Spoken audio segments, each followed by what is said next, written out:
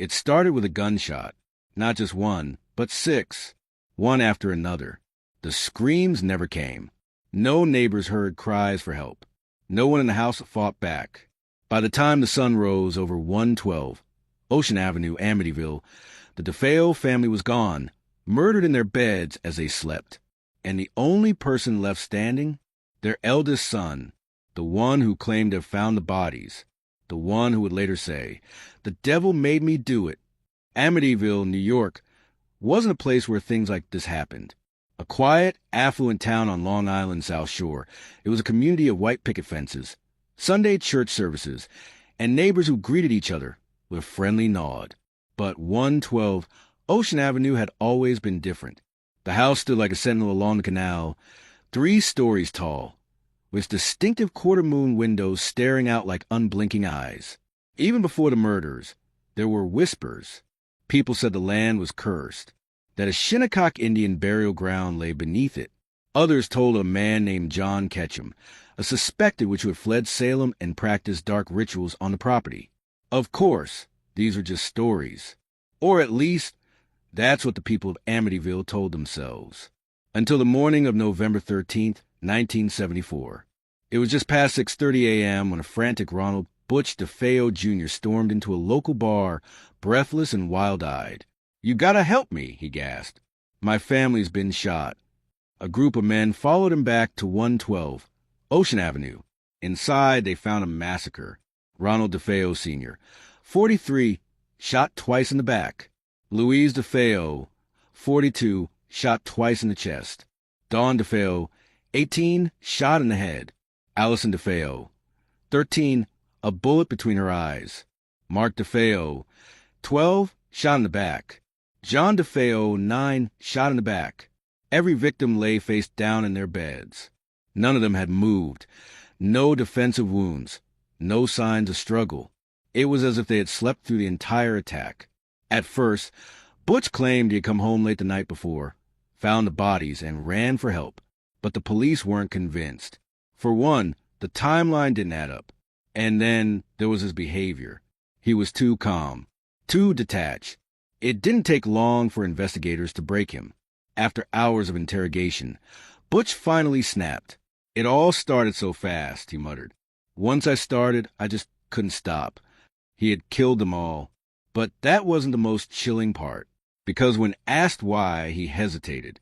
Then, in a voice barely above a whisper, he said, "The voices told me to do it." Investigators were left with more questions than answers. The most unsettling? Why had anyone heard the gunshots? The murders were carried out with a .35 caliber Marlin rifle, a powerful, deafening weapon. Yet, neighbors reported hearing nothing except the sound of Butch's dog barking. Why had no one fought back? If the first shots didn't wake the others, why were they all still face down in bed, as if they had never stirred? Did Butch act alone? Some believed that his 18-year-old sister Dawn had helped him, until Butch turned on her. Others whispered that a demonic force had possessed him. And then, of course, there was the house itself. Locals swore that something evil lived there, that the land beneath 112 Ocean Avenue was cursed, that whatever had whispered in Butch's ear that night wasn't done yet. As Butch sat in his jail cell, awaiting trial, an officer asked him a final question. "Do you feel any remorse?"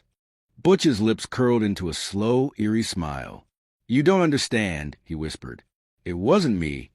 Then he leaned in closer. It was the house. And 112 Ocean Avenue sat silent, watching, waiting, because the nightmare wasn't over. Not yet, and it was about to claim new victims. The cell was cold, but Ronald Butch DeFeo Jr. didn't seem to notice. He sat on the metal cot, his head tilted to the side, as if listening to something no one else could hear. "It wasn't me," he had said. "It was the house."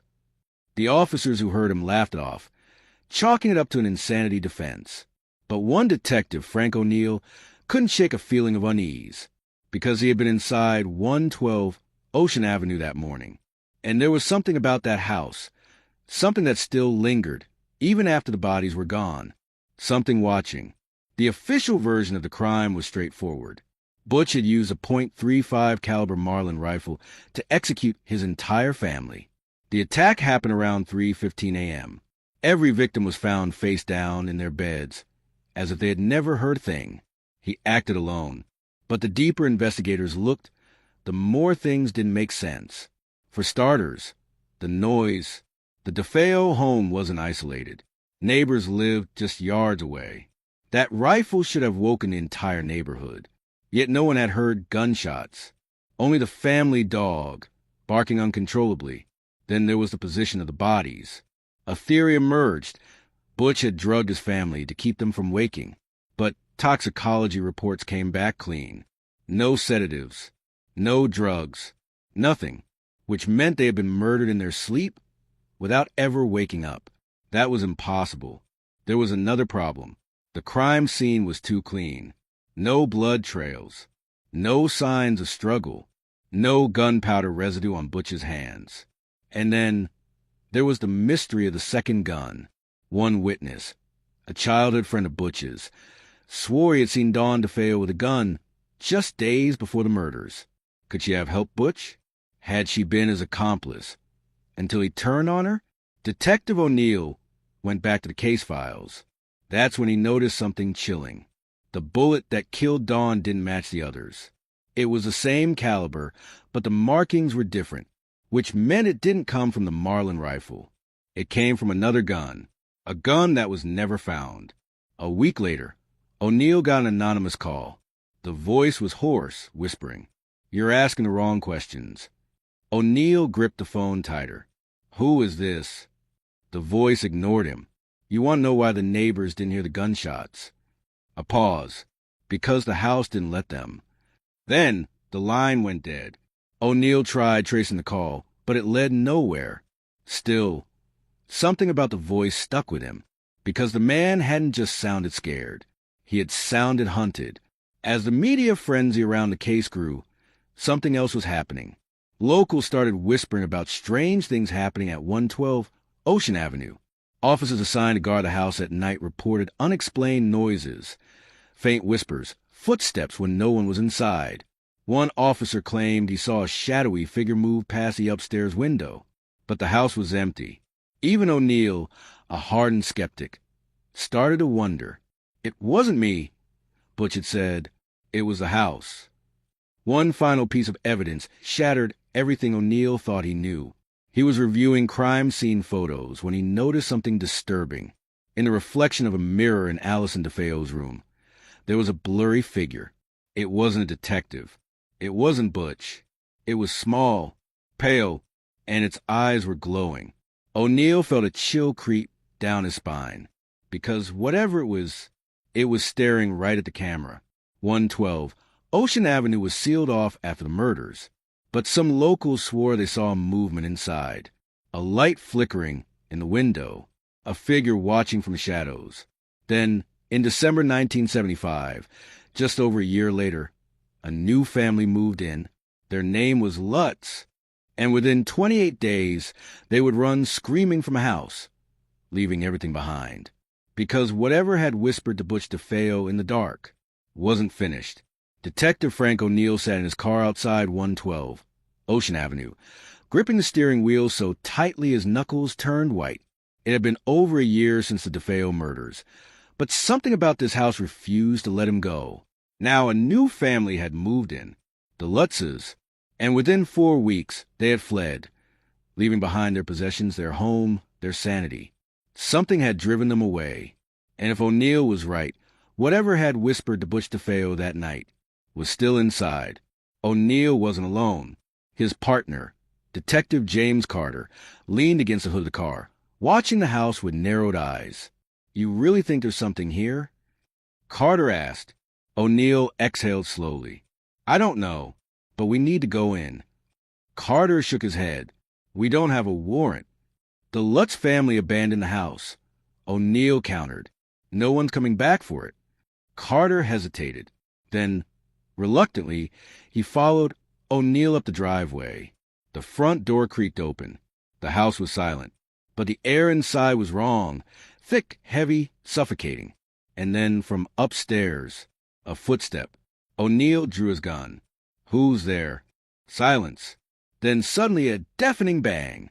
A door upstairs slammed shut. O'Neill's heart pounded as he and Carter ascended the staircase. They reached the room where the sound had come from, Allison DeFeo's bedroom. O'Neill pushed the door open, gun raised, but the room was empty. Only the faint scent of gunpowder lingered in the air. Then Carter stiffened. "Frank, look at the floor." O'Neill followed his gaze and felt ice crawl up his spine because fresh footprints were imprinted in the dust. Small, barefoot, like a child had just been standing there. O'Neill couldn't shake what he had seen. Something wasn't right about this case. So he went digging, and that's when he found a name that had been buried in the original files. A woman named Geraldine Gates. She had been Butch DeFeo's secret wife. No one had ever questioned her, and O'Neill wanted to know why. Geraldine Gates was found living 2 states away under a new name. When O'Neill tracked her down, she looked like she had seen a ghost. "I knew this day would come," she whispered. O'Neill pulled out a photo of Butch DeFeo. "Tell me what really happened that night." Geraldine swallowed hard. "He told me he wasn't alone." O'Neill's pulse quickened. "What do you mean?" He said he saw someone else in the house that night, watching, helping, but when he turned around, they were gone. "Who was it?" O'Neill demanded. Geraldine hesitated. Then, in a barely audible voice, she said, "It wasn't a person." A chill ran down O'Neill's spine. "Then what was it?" Geraldine's hands shook. He said it had red eyes. O'Neill left the interview deeply unsettled. If Butch DeFeo had truly seen something that night, something inhuman, what did that mean? And then came another twist. The bullet that killed Dawn DeFeo, the one that didn't match the Marlin rifle, had vanished from evidence. O'Neill went to the storage facility where it had been logged. The file was still there. The bullet was not. It was as if someone didn't want the truth to come out. But who? With more questions than answers, O'Neill returned to 112 Ocean Avenue alone. He stepped into the DeFeo family's former dining room and stared at the table, picturing the family's final meal. Then, a faint creak. The hairs on the back of his neck stood up. Slowly he turned, and his blood ran cold, because in the reflection of the glass china cabinet, someone was standing behind him, a little boy, pale, wide-eyed, and his eyes were glowing red. O'Neill spun around, gun raised, but the room was empty. Only the quiet ticking of the grandfather clock filled the air. And in that moment, O'Neill realized the truth about 112. Ocean Avenue wasn't just about a murder. It was about something much worse. Something that was never meant to be uncovered. And now it knew he was looking. Detective Frank O'Neill stumbled backward, heart hammering. The boy had been there. He had seen him. But now he was gone. The air in the dining room felt suffocating, thick with something unseen. The faint scent of gunpowder still lingered, as if the murders had never left this house. O'Neill's instinct screamed at him to run, but he stayed, because he had spent too long chasing ghosts in this case. And now, he had finally come face to face with one. The next morning, O'Neill stormed into the precinct, slamming his case files onto Captain Rollins' desk. "We need to reopen the DeFeo investigation." Rollins barely looked up. "Frank, that case is closed." Butch DeFeo confessed. "It's done." O'Neill shook his head, then explained this. He threw down the missing bullet report. One of the bullets didn't come from Butch's rifle. Someone else was in that house. And now that evidence is gone. Rollins sat back in his chair, rubbing his temples. "Are you saying Butch didn't do it?" "I'm saying he didn't do it alone." Rollins exhaled. "Even if that were true, who the hell else could have pulled the trigger?" That was the question no one wanted to answer, because the truth was becoming clear, and it was something far worse than they had imagined. O'Neill didn't sleep that night. When he closed his eyes, he saw them, the DeFeo family, lying face down, lifeless, and the little boy, standing at the foot of his bed, whispering. But the moment O'Neill woke up, the room was empty, or at least, it looked that way. The following day, O'Neill's phone rang. A shaky voice came through the receiver. I need to talk. It was Geraldine Gates, Butch DeFeo's secret wife. They met in a diner off the highway. Geraldine's hands trembled as she stirred her coffee. I didn't tell you everything, she admitted. O'Neill leaned in. Go on. Geraldine swallowed hard. The night of the murders, Butch told me someone was in the house with him. Not just watching, helping. O'Neill tensed. Who? Geraldine shook her head. He never saw them. But he said he felt them, and they wanted him to do it. O'Neill frowned. They? Geraldine hesitated. Then, in a whisper, she said, the house. O'Neill left the diner feeling sick. The evidence, the cover-ups, the missing bullet, all of it pointed to one impossible truth. Something inside that house wanted the DeFeos dead, and it had used Butch as its weapon. But if that were true, then what had happened to the Lutz family? Determined to get answers, O'Neill broke into 112 Ocean Avenue. The house was cold, silent, watching. He moved through the dark hallways, his flashlight barely piercing the shadows. Then, from behind him, a voice. Get out. O'Neill spun around, gun raised. No one was there. Then, a door slammed, and from the darkness came a single whisper. It's not over.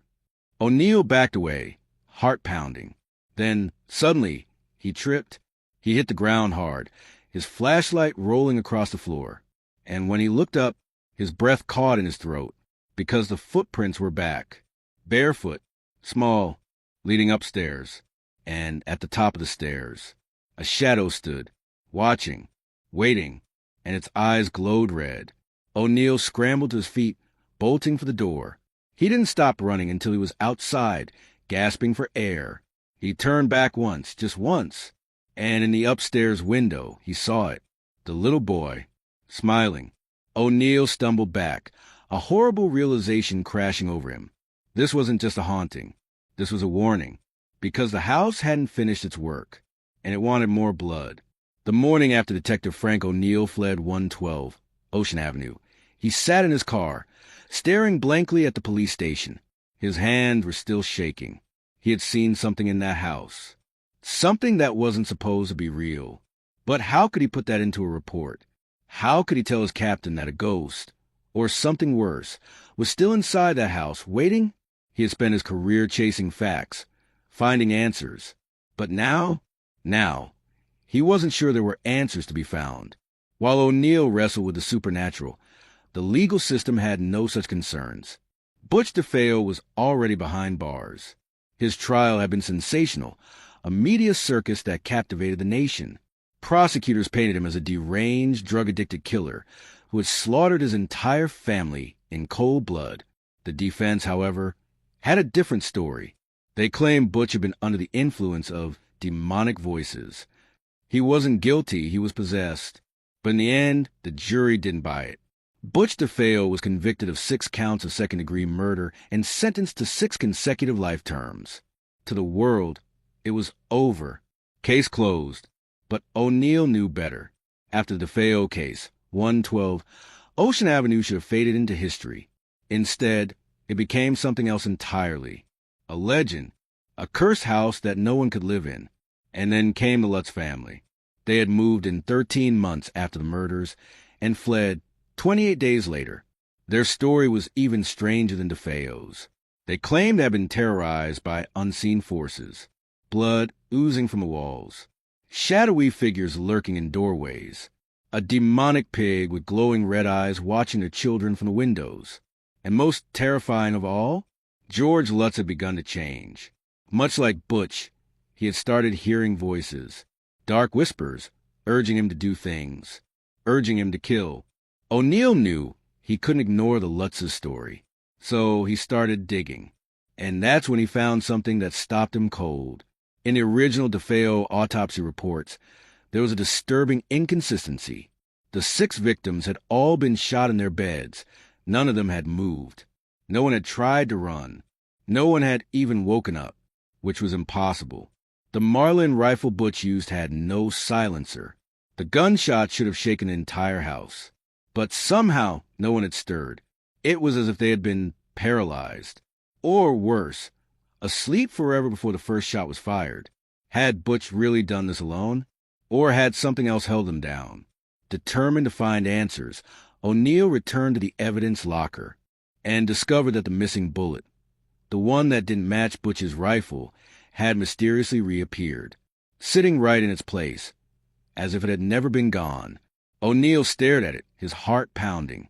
Someone had put it back. Or something had. O'Neill wasn't the only one haunted by the case. The Amityville house itself had become an obsession for millions. Books were written. Movies were made. Some believed the Lutzes were frauds. Others believed the house was truly cursed.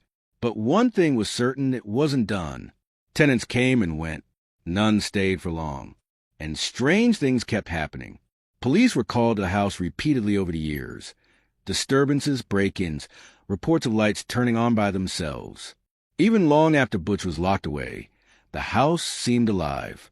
O'Neill tried to move on, tried to tell himself the case was over. But one night, as he sat alone in his office, a package arrived. No return address. Inside was a tape recorder, with a single label: "Play me." Hesitantly, he pressed play. A low, distorted voice crackled through the speakers, and what it said made O'Neill's blood run cold. "You were never supposed to look this deep, detective. Now the house is looking for you." The tape clicked off. O'Neill's breath caught in his throat. Then, from the corner of his eye, a shadow moved, and in the window's reflection he saw it, a boy, standing behind him, and his eyes were glowing red. Detective Frank O'Neill sat frozen in his chair. The tape recorder on his desk had gone silent, but the words still echoed in his mind. "You were never supposed to look this deep, detective. Now the house is looking for you." And in the window's reflection, a boy, standing behind him. O'Neill spun around, heart hammering, but the room was empty. Or at least, it looked empty. He grabbed his gun, sweat beating at his temples. Was he losing his mind? Or had he gotten too close to something that was never meant to be uncovered? Then his phone rang. He nearly jumped out of his skin. Unknown caller. Hesitating, he picked up. "Detective O'Neill?" a voice whispered. O'Neill swallowed hard. "Who is this?" A pause. Then a single name: George Lutz. George Lutz had vanished after he and his family fled 112 Ocean Avenue. Some claimed he went into hiding after accusations of fabricating his story. Others believed something followed him after he left Amityville. Now he was reaching out. "You have to listen to me," Lutz said urgently. "It never ended. The house, it doesn't let go. It finds ways to pull people back." O'Neill gripped the phone. "What are you talking about?" Lutz exhaled shakily. "I thought leaving would keep us safe. But it's been watching, waiting. For what?" Silence. Then, "For the next family." O'Neill's blood turned cold. "There's someone else living there?" Lutz's voice dropped to a whisper. "Not anymore." By sunrise, O'Neill was outside 112 Ocean Avenue, flashing his badge to the patrol cops blocking off the street. Crime scene tape surrounded the house. Flashing lights painted the front yard in alternating red and blue. "What the hell happened?" he demanded. A young officer paled. "Sir, it's bad." O'Neill shoved past them, stepping inside, and froze. The scene was horrifyingly familiar. A family of 4, a father, mother, and 2 children, lay face down in their beds. Each had been shot execution style. No signs of struggle. No sign they had ever woken up. It was a mirror image of the DeFeo murders. A copycat. Or worse, a continuation. O'Neill's stomach churned as he turned to the lead investigator. "Who called it in?" The officer's face was pale. "We don't know, sir. The call came from inside the house." The news spread like wildfire. Another family. Another massacre. Journalists swarmed the scene, cameras flashing, reporters shouting. Is this a copycat? Did Butch DeFeo have an accomplice? Is the house cursed? The public hysteria exploded. The town wanted answers, and O'Neill was running out of time to find them. Then he got a call from the medical examiner. "Detective, there's something you need to see." The morgue was freezing, but sweat trickled down O'Neill's spine. The medical examiner handed him an evidence bag. Inside was a bullet. O'Neill frowned. What about it? The examiner sighed. It doesn't match the murder weapon. O'Neill's stomach sank. Just like the DeFeo case, he murmured. Another rogue bullet. Another clue that this wasn't a normal murder. Where was it found? He asked. The examiner hesitated. Inside the walls. Embedded deep. As if it had been fired decades ago. O'Neill's mouth went dry. Had this bullet been fired during the DeFeo murders? Had someone or something kept it hidden, only to bring it back now? And if that was true, who had really pulled the trigger that night? That night, O'Neill sat in his car outside 112 Ocean Avenue, staring at the darkened windows. His gut told him he was missing something. Something huge. Then his radio crackled. Dispatch! We got movement inside the Amityville house. O'Neill's pulse spiked. That's impossible. The officer on duty responded. The house is sealed. No one's in there. A long pause. Then a whisper came through the radio. He never left. O'Neill's breath hitched. Who the hell is this? Static. Then a child's laughter. O'Neill kicked open the front door. His flashlight cut through the darkness. The air inside was thick, suffocating. The house felt alive. Then he heard it. A soft creak upstairs. Slow. Deliberate. O'Neill raised his gun, stepping forward. The staircase groaned under his weight. At the top, the hallway stretched into darkness. Then a shadow moved. O'Neill's heart pounded. He aimed his gun, and the figure stepped into the light. O'Neill's stomach dropped, because standing there, in the very same bedroom where the DeFeos had been slaughtered, was Ronald Butch DeFeo. But it wasn't possible. DeFeo was rotting in prison. And yet here he was, watching, smiling. Told you it wasn't over, Detective. O'Neill's world went black. The last thing Detective Frank O'Neill remembered was the sight of Ronald Butch DeFeo standing at the top of the stairs, grinning, speaking. Told you it wasn't over, Detective. Then darkness. Now, O'Neill woke up to chaos. His head throbbed. His vision swam. Red and blue lights flashed through the windows of 112 Ocean Avenue. The house was swarming with officers and paramedics. O'Neill, Jesus Christ, are you okay? It was his partner, Detective James Carter, shaking his shoulders. O'Neill's voice came out hoarse. Where is he? Carter frowned. Where's who? O'Neill blinked, looked around. Butch was gone. Or had he even been there at all? We found you unconscious on the floor, man, Carter said, his face pale. Gun still in your hand. No sign of an intruder. O'Neill swallowed hard. Had he hallucinated it? Had the house done something to him? Or was there something far worse at play? Then a voice from the doorway made his blood turn to ice. Detective O'Neill? He turned. Standing there was a prison guard from Greenhaven Correctional Facility. His face was ashen. You need to come with me, the man said. It's about Butch DeFeo. O'Neill's breath caught in his throat. What about him? The guard hesitated. He's dead. Less than an hour later, O'Neill and Carter were at Greenhaven Prison. The air inside the facility was thick with tension. Officers whispered amongst themselves, because everyone had the same question. How the hell had Ronald DeFeo died hours before Detective O'Neill saw him inside the Amityville house? A coroner stood beside the body in the prison morgue. Time of death was around 8:30 p.m., he said, pulling back the sheet. Massive heart attack. No foul play. O'Neill's mind reeled. It was impossible, because at 9:15 p.m., O'Neill had seen Butch DeFeo standing inside 112 Ocean Avenue, smiling at him, speaking to him. Carter was pacing. Okay, let's think this through. Either you hallucinated DeFeo at the house, he continued, or... He trailed off. O'Neill rubbed his temples. Or what, Carter? His partner hesitated, then finally said it. Or whatever killed the DeFeos isn't done yet. Silence. O'Neill exhaled. There's something bigger here, isn't there? Carter nodded grimly. Yeah, and we just walked straight into it. O'Neill had one last lead. The Lutz family had been the first people to live in 112 Ocean Avenue after the DeFeo massacre. They had barely lasted a month. George Lutz had called him, begging him to listen. O'Neill needed to find him. But when he arrived at the motel where Lutz had been staying, his stomach dropped. Crime scene tape. Officers. A body bag. George Lutz was dead. O'Neill's hands clenched into fists. "What happened?" he asked the responding officer. "Looks like a suicide," the cop replied. "Shot himself in the head. Left a note, though." He handed O'Neill a blood-stained scrap of paper. O'Neill read it. His chest tightened. "You were right, detective. The house never lets go. And now it's coming for you."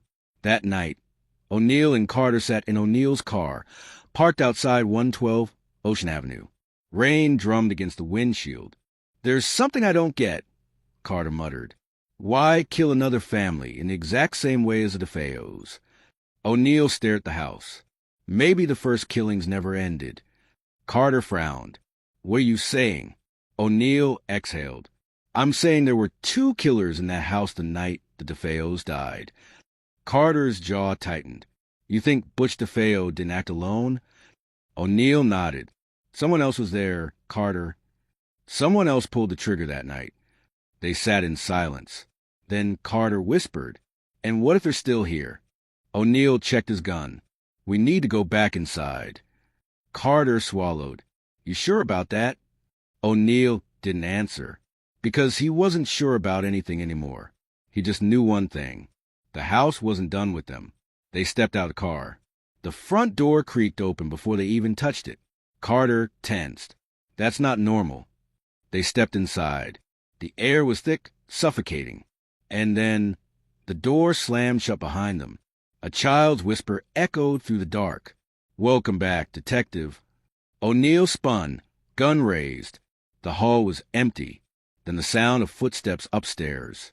Slow, deliberate. Carter exhaled shakily. "We shouldn't be here." O'Neill ignored him, moving toward the stairs. Something was waiting for them at the top. They reached the landing. The bedroom doors were open, except for one. The same bedroom where the DeFeos had been slaughtered. O'Neill reached for the doorknob, and it swung open on its own. The room was pitch black. Then a shadow moved. O'Neill's stomach dropped.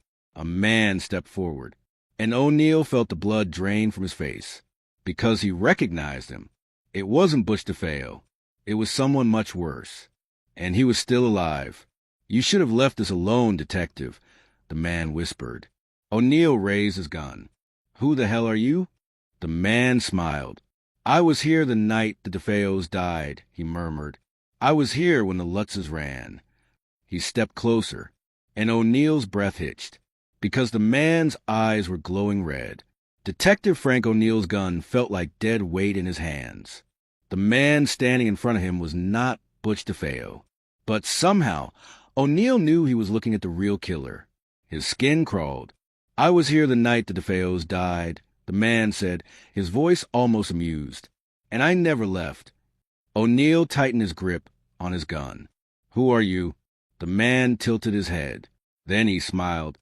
And that's when O'Neill saw his teeth, sharp, jagged, unnatural. "I go by many names," the man whispered. "But tonight, you can call me Jody." Carter's breath hitched. Jody? O'Neill barely processed it. His mind was racing. He knew that name. Jody. It was what Missy DeFeo, the youngest victim, had called her imaginary friend before she was murdered. George Lutz had spoken about it, too. He had claimed his daughter saw a shadowy entity with glowing red eyes, a demonic pig she called Jody. But now, Jody wasn't a pig. Jody was a man. O'Neill's voice came out hoarse. "You helped Butch, didn't you?" Jody just grinned. "Helped." He let out a soft chuckle. "Detective, I did much more than that." Then he stepped forward. O'Neill fired. Bang! The shot rang out and passed straight through Jody's chest. The bullet slammed into the wall behind him. Carter cursed. "Jesus Christ, he's not human." O'Neill's heart pounded. Jody kept walking. "The house chose Butch," he said. "It whispered to him, guided him, fed him its hunger. But when the Lutzes ran, it got angry." His grin widened. And now it's hungry again. O'Neill's stomach twisted, because he understood now. The house wasn't haunted by ghosts. It was something worse. It was alive, and it had been choosing people. First Butch DeFeo, then George Lutz. And now, "You're next, detective," Jody whispered. O'Neill's blood ran cold. The door slammed shut. Carter spun. "We need to get out of here now." O'Neill's heart pounded. "Go, go, go." They raced for the stairs. But as soon as they reached the hallway, the walls began to pulse, like they were breathing. Carter froze. "O'Neill, what the hell is this?" O'Neill grabbed his wrist. "Don't stop." Then the lights went out. Darkness swallowed them whole, and a voice whispered from the void, "You don't leave unless I let you." O'Neill gritted his teeth. "Keep moving." They stumbled down the stairs. Jody's laughter echoed all around them. The front door loomed ahead. Slam. It shut before they could reach it. Carter swore. "We're trapped." O'Neill's mind raced. How do you fight something you can't kill? Then a memory hit him. Something Butch DeFeo had said in his confession. "I heard voices. They came from the walls. From the basement." The basement. "Carter, there's a way out." Carter looked at him. "Where?" "The basement. If we can destroy whatever's down there, we end this." Carter hesitated, then nodded. "Then let's finish this." They raced down the stairs. The basement door loomed ahead. O'Neill grabbed the knob, and the floor beneath them shifted, like the house was alive. "It doesn't want us down there," Carter muttered. O'Neill swallowed hard. "Too bad." He shoved the door open. They descended into the dark. The basement smelled like rot, like something had been dead down here for centuries. A dim red glow pulsed from the far wall. Carter frowned. "What is that?" O'Neill stepped closer, and his stomach dropped. It wasn't a wall. It was flesh, a pulsing, beating mass of red and black tissue, like a heart. The house had a heart, and it was still alive. Carter gagged. Jesus Christ. Then Jody's voice behind them. "Beautiful, isn't it?" They spun. Jody stood at the top of the stairs, watching them. "This house has lived for centuries," he murmured, "feeding, choosing its vessels. Butch, George, and now—" His grin widened. "You." O'Neill didn't hesitate. He raised his gun and fired straight into the heart. Boom! The shot ripped through the pulsing mass. Jody screamed. The house shook. Blood splattered the walls. Carter didn't wait. He pulled out his lighter. "Burn it." He threw it. Whoosh! Flames engulfed the basement. Jody shrieked. "No!" The house screamed with him. The walls buckled. The ceiling collapsed. And O'Neill ran. They burst through the front door just as the house exploded into flame. The sky turned red. And 112 Ocean Avenue began to die. O'Neill coughed, choking on smoke. Carter was beside him, panting. "Did we do it?" O'Neill stared at the flames. The house was gone. Jody was gone. It was finally over. Or so he thought, because just then, a voice whispered in his ear, "Thank you, detective." O'Neill froze, turned, and saw a little girl standing in the street. Her eyes were glowing red. "The house may be gone," she whispered, "but the hunger never dies." Then she smiled and disappeared into the darkness. The house was gone. For the first time in nearly 50 years, 112 Ocean Avenue was nothing but smoldering ruin. The fire department arrived too late to save it. The flames had spread fast, devouring the structure in minutes. All that remained were charred beams, melted remnants of furniture, and blackened stone foundations. The house had died. But the horror? It had only just begun. Detective Frank O'Neill sat on the hood of his car, staring at the wreckage. His hands wouldn't stop shaking. The house may be gone, but the hunger never dies. The little girl's voice still echoed in his head. Who was she? She hadn't been there when the fire started. The officers on the scene found no signs of survivors or casualties, except for O'Neill and Carter. So where had she gone? And more importantly, what did she mean? Carter stood beside him, face pale, eyes hollow. He hadn't spoken in minutes. Finally, he muttered, "Do you feel it?" O'Neill frowned. "Feel what?" Carter's gaze was locked on the ruins, like something still watching us. O'Neill didn't answer, because he felt it too. The news spread like wildfire. Amityville Horror House burns to the ground. Detectives involved in final showdown. The headlines were everywhere. Reporters swarmed the site. Paranormal experts called it the end of the most haunted house in America. But some weren't so sure. Conspiracy theorists latched onto the mystery. How had the fire started? Why were O'Neill and Carter the only ones inside? And what had they seen before the flames consumed everything? O'Neill refused to comment, because if he told the truth, no one would believe him. The house hadn't been haunted. It had been alive. And something else had been living inside it. And now, it was free. Days later, the police received an anonymous package. No return address. No name. Just a cassette tape. O'Neill and Carter listened to it in the precinct. The recording was grainy, but the voice was unmistakable. Ronald DeFeo Jr. I didn't do it alone. O'Neill and Carter exchanged a look. People think I killed my family because I was crazy, that I heard voices, but they don't know the truth. Butch's breathing grew ragged. The house, it chose me. It whispered in my head, but it wasn't just a house. A long pause. Then, Jody helped me. Carter's hands clenched into fists. He told me how to do it, where to stand, how to make sure no one woke up. Silence. Then, in a trembling voice. But Jody wasn't a person. He was something else. A shaky breath. And he's still there. The tape ended. O'Neill exhaled. His mind reeled. If this was real, it meant Butch had never acted alone. Something had been guiding him. And if the little girl's words were true, it wasn't gone. O'Neill tried to move on. He filed his reports, closed the case, told himself the nightmare was over. But sleep didn't come easy. And when it did, he dreamed. He dreamed of 112, Ocean Avenue standing tall again, untouched by fire. He dreamed of figures in the windows. And always, he saw Jody, smiling, waiting, and whispering his name. 1 month later, an investor from out of state purchased a burned lot of 112 Ocean Avenue.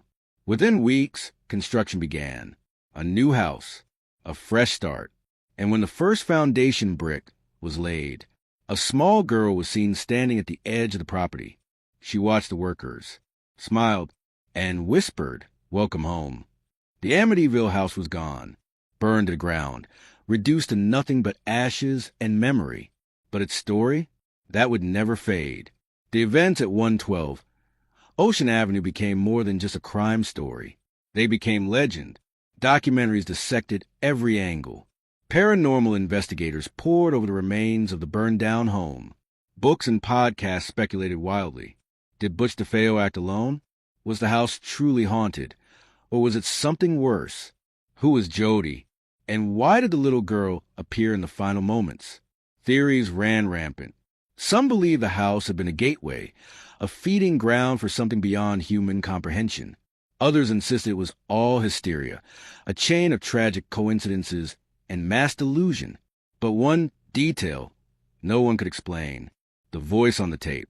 Ronald DeFeo Jr. had died in prison, and yet, weeks after the house burned, his confession surfaced from nowhere. Who sent it? Where did it come from? No one knew, but if his words were true, the evil was still out there. Even after the fire, strange occurrences continued.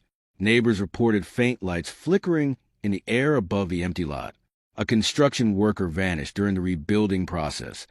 His car left running on the street, but he was never found. And then there were the photographs. One news station, covering the fire's aftermath, captured a figure in the flames. A child, smiling, watching. The image spread online like wildfire. Some dismissed it as a trick of the smoke. Others, they swore it was Jody. 1 year later, a brand new house stood where 112 Ocean Avenue once loomed. Fresh paint, new owners. They gave interviews, insisting nothing strange had happened. They slept soundly, They had no nightmares. They laughed off the old ghost stories. Until one morning, when their 4-year-old son wandered into the kitchen, eyes wide with excitement. "Mommy," he said, "I made a new friend." "Oh." His mother smiled. "What's their name?" The boy grinned. "Jody." Today, the house still stands. The address has changed. The owners refuse to speak about it. But those who live in Amityville, they still whisper. They still remember. Because some stories don't end. They wait for the next family, for the next victim. And when night falls over Ocean Avenue, some say you can still hear a child's laughter drifting in the wind. The Amityville Horror Murders remain one of the most terrifying cases in history. A story that blurs the line between reality and nightmare. Was it a haunting? A possession? A brutal crime fueled by madness? Or something even darker? Something that still lingers to this day? What do you think? Let us know in the comments below. And if you love gripping true crime stories like this, don't forget to like, share, and subscribe. Because there are so many more horrors left to uncover. And you don't want to miss what's coming next. Turn on notifications, and we'll see you in the next case. Sleep well if you can,